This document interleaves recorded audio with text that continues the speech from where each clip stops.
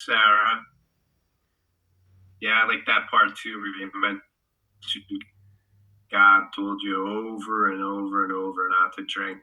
It's so funny just looking back on life and never realizing how many signs there were like that was on the wrong path. It's just so obvious now. Steve, Happy New Year, buddy. Happy What New do you Year. got? Happy New Year. Wait a minute. Happy New Year. Can you hear me now? Yes, Yeah, I can hear you sir. now. Keith, I love that background you got there, the That's beautiful. It's Northern northern Lights. northern lights. Well, I got a question. Do we always do that set aside prayer in the beginning? Yes, we Well, do. isn't this weird? Because that's the first time I ever heard it. I don't know where my head was every other time I've been on this, but that's the first time I heard it. Maybe it's Wow. because you said it this time, Keith. But uh, I got stuck on that a little bit because it's suggesting that we set aside everything, basically boiled down to keep an open mind, which is of course one of the prerequisites if you're going to be successful in this program. But to keep an open mind, set aside everything you think you know. Wow, that's quite a challenge, I think, because my entire life was built on the premise that I knew everything I needed to know, and I didn't need to know anything else. And when I came into the program, when you mentioned that, you know, when you come into the program, they're going to teach you what an alcoholic is, and then you have to decide if you are and if you have the symptoms. And I struggled with that for many years, trying to prove over and over again that I can control my drinking. It's only by haven't had a drink in 9 months. I think it's about time that I can just have a beer, a glass of wine, or a glass of vodka or something like that. And then, of course, went on a run. Um, so I had to be taught the hard way that yes, apparently I, I, I am at the point where one drink triggers that craving and obsession to have another drink and another drink. And the more drinks you have, the more your brain is gets shut off and you have absolutely no control. But on another subject, I heard something the other day I'd like to share. At a meeting, there was a guy there who claimed to have 29 years of sobriety.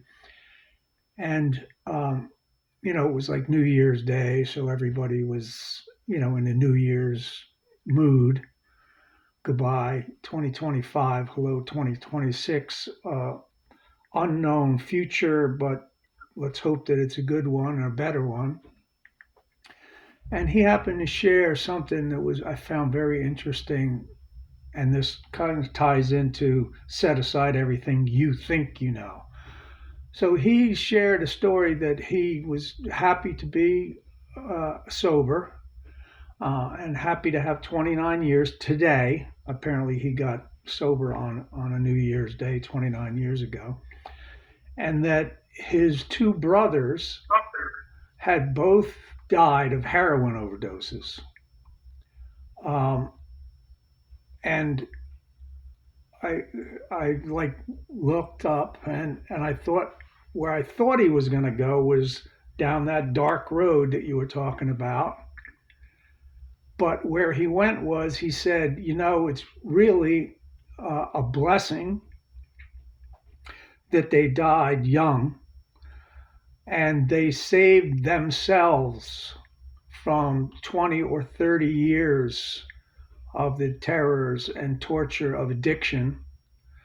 And also, they saved their family all the pain and suffering that they would have caused them in the next 10 or 20 years or however long it took for them to actually die of their addiction.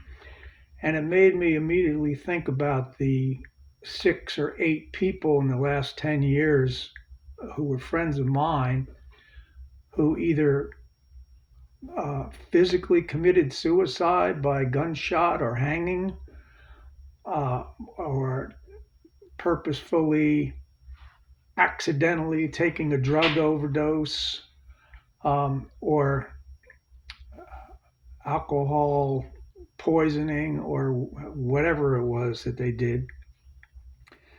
And I had always, my reaction to all those deaths of my friends in a suicide situation was anger. I was angry with them. I was angry that they didn't leave me a note. I was angry that they didn't talk to me first and get my opinion. Uh, I was angry of the pain that they caused their family uh, in a situation like that, of their friends who found them dead. Um, I was angry. That's my go to thing, is to be angry. And this guy was saying, why be angry? You should be happy because they basically euthanized themselves. It was like a mercy killing, you know? Why go through another 10 or 20 years of this addiction when I can just end it now? Actually, his take was that it was God. I had an impression that he has the God that, sits on a cloud on a big chair upstairs and makes the call, that God removed them from the life, uh, as a mercy, as an act of mercy. This guy is so messed up. He's messing so many other people up.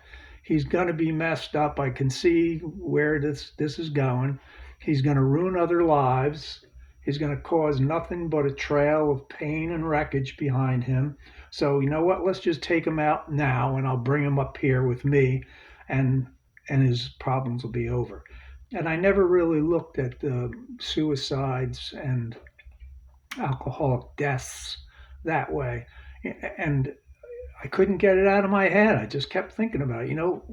Maybe this guy is right. Like, just think about it. Like, what if one of those people who committed suicide was destined to be driving down the road in an alcoholic blackout and smash into some carload of people, like a family, like your family, Keith? How would you like it if some drunk like was driving down the road and smashed into your wife and kids and took them out, but left you alive, so that you can mourn and suffer and pain? Wouldn't it be better if they just killed themselves first? Uh, and I never thought of it that way. And so that whole thing, the set aside prayers, set aside everything I thought I knew about suicide and alcoholic deaths, um, was that, what an idiot. Why didn't he just go to AA? Why didn't he go to a psychiatrist? Why didn't he go to a therapist? Why didn't he go to a detox? Why didn't he go to a rehab? Why did he do that? Think of the pain he caused his family. And now I saw a whole other side of it, that, what? Maybe it was best that that happened. You know, Sarah, not to crosstalk, but Sarah had a brother who was diagnosed with cancer, and his response was, I'm not going to chemotherapy. I'm not going to put myself through that. And I'm just going to, cut to the chase and go, and return to the Lord, I presume. And although he put his family through some pain, probably in the long run, he saved himself some pain and saved his family some pain, because I've heard people, just recently, a friend of mine's father passed away. Uh, he was 97 or something like that. So, I mean, he had a long life, but her upset was about watching him fade, watching a strong, um, man, like, just wither away into like a skeleton. And so the people who commit suicide are actually saving, I think, their family of some a pain like that, and that's in that way. So my mind's going all over the place now. I didn't expect this morning, but that set aside prayer, just that keep an open mind that whatever you think you know could be something different, and don't reject those new ideas when they come. Like I didn't reject that idea that guy expressed about suicides and early deaths, uh, that it might not be quite the way I thought of it all this time. And I often frequently go into the rant about what we're taught and programmed to think in school and as children. And now I'm starting to think that, so much of it was wrong, and that so much of it needs to be rethought. Just like Keith, you were mentioning about thinking about your alcoholism, our alcoholism, and the denial that we had for so many years. That functioning alcoholic. I still go to work. I still make a living. I haven't had an accident. I didn't lose anything. I just, I'm a little tense and I just need a drink to calm down. It's not that bad. It's under control. And then realize by keeping an open mind when you come into the program that, well, hold on a second.